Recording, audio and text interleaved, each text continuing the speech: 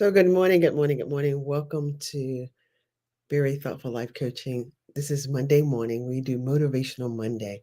We want to make sure you set your mind to win and to succeed in the week. And I am on a series where I'm talking about relationships. I want to see you win in your relationships.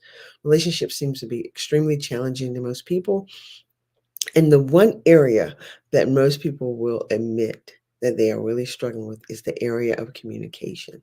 And so this morning, I will not be on long. I just want to share with you three things I believe can help you communicate more effectively. So one of those things, and before we dive into the three things, one thing I want you to be willing to consider. I want you to be willing to consider that men and women are different, that we think differently, that we communicate differently. And once you accept that, if you are willing to just full on trust that your mate is not like you, that they don't have the same perspective you have. They don't have the same tools and techniques of communications that you have. They may have some that you need, but their reasoning and their motives for the way they communicate and what they say is going to be completely different from yours.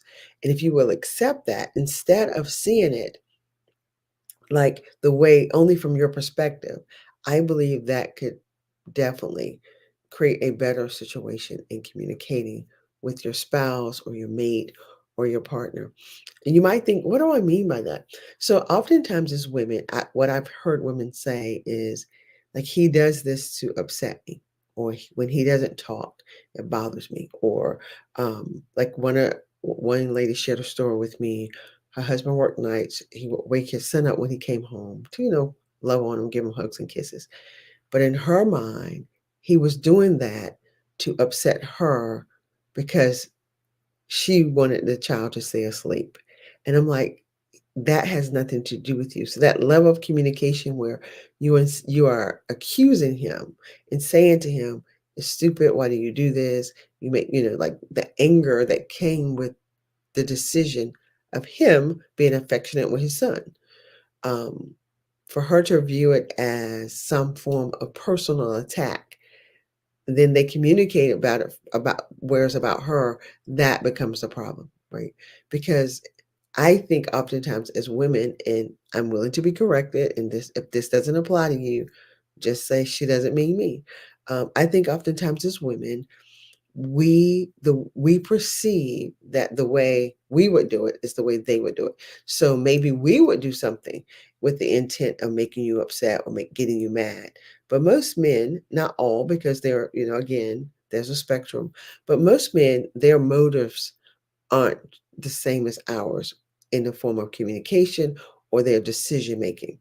And so if we can learn to accept that we are totally different in the way we move and think and choose, then that could be helpful.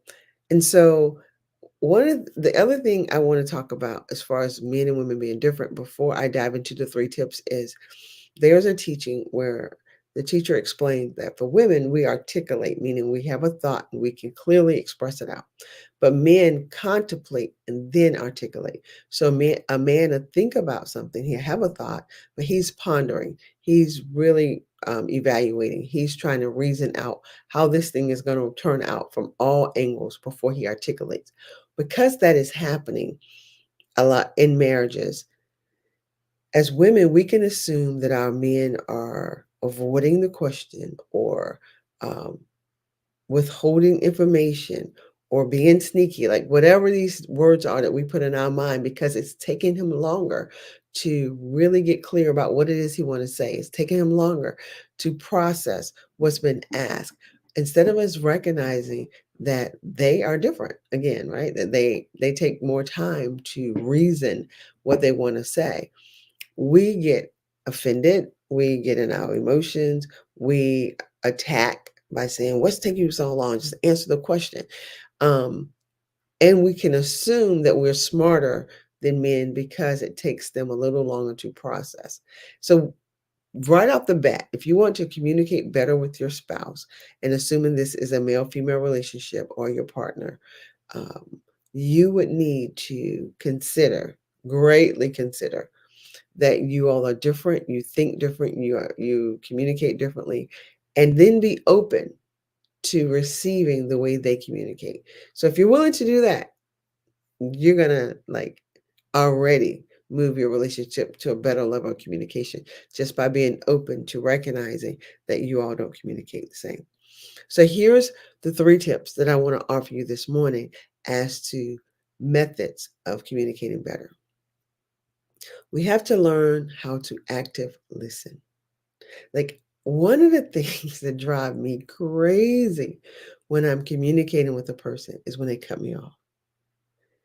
And many times when I'm in a room full of people and everybody's talking and they're talking and they're keep cutting each other off because everybody wants to tell their part of the story or share their opinion, it is mind-boggling to me because here's what I absolutely know.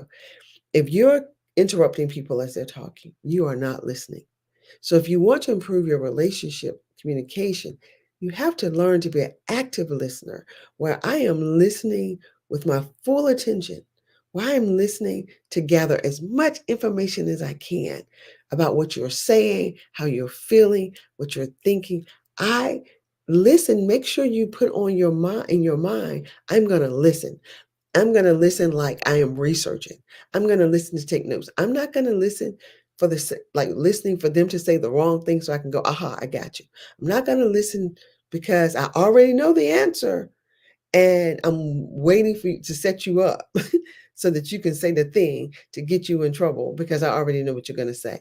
That is not active listening. That is accusing, and that is having an accusation. And so when you already have an accusation in your mind where I've already decided what is true when I enter this situation, a lot of times in detective shows, they will ask questions that they already know the answer to set up the perk so they can put them in a situation where they're like it's like, aha, I got you.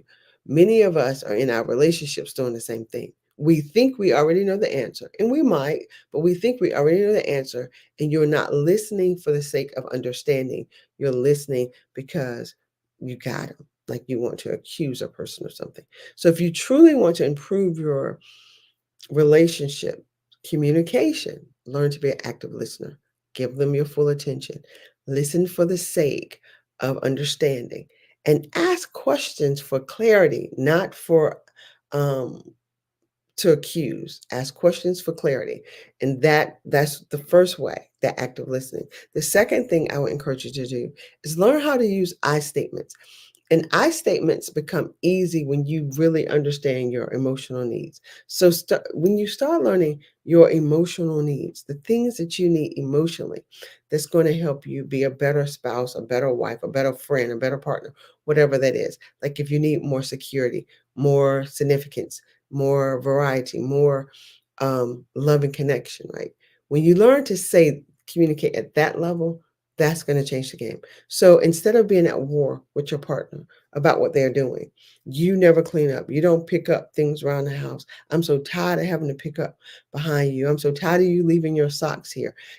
I love my husband. He never closes drawers. I shouldn't say never because he's gotten better. But there are times I can tell where he's been in the kitchen. That used to drive me crazy. But what that really made me feel was devalued. So if you, instead of attacking the issue, you always leave the drawers open. You always leave the cabinets open. Why can't you close the cabinets? Why can't, if I say, I feel devalued when I've cleaned up the house and you leave your clothes on the floor. What can we do to make that better? That changes the communication. Now I'm no longer attacking. Now I'm no longer saying there's something wrong with you. You need to get better. So most in relationships, because you're in a relationship with someone you care about and they care about you, they can hear you say, I feel devalued. And if you take on that kind of language, I feel unheard, I feel unseen, I feel unimportant to you, see their I statement about what's going on, about the feeling that's being created by the situation. Don't get caught up on the situation. Don't get caught up on, we never spend time together. You always out with your friends. No, now you are reporting to them their poor habits instead of communicating to them how you feel, what is causing inside of you. I feel abandoned when you stay out all night with your friends. I feel unseen when you come in the house and you don't open your mouth to talk to me. I feel unloved and unvalued. That level of communication will change the conversation in your marriage or in your relationships. So this is why I'm saying to you, learn I statements and learn how to communicate from your emotional, the deep emotion of what you're feeling, and now you're having better communication. And then the last thing, practice like having a set time, right? Like a check-in time or a meeting time where you're both willing to sit down and like, hey, there's nothing wrong. Let's talk about maybe 3 things we can do to make our marriage better. Like one of the questions that I've learned to ask, and it's always interesting because my husband would never answer these questions, but I like to ask him on a scale of 1 to 10, how are we doing in our marriage? How am I as a wife on a scale of 1 to 10? And what can I do? So if he says you're 6 or 7 or 3, what can I do to become a 10? And now I'm listening for understanding. Now I am putting myself in a position to learn. So these are strategies you can do to learn to communicate better in your relationships. So if this is helpful, let me know in the comments. Let me know. It's like, Caneisha, I listened. I heard what you said. I'm going to try this out. Or thanks so much. Or no, this sucks. I'm never going to do this.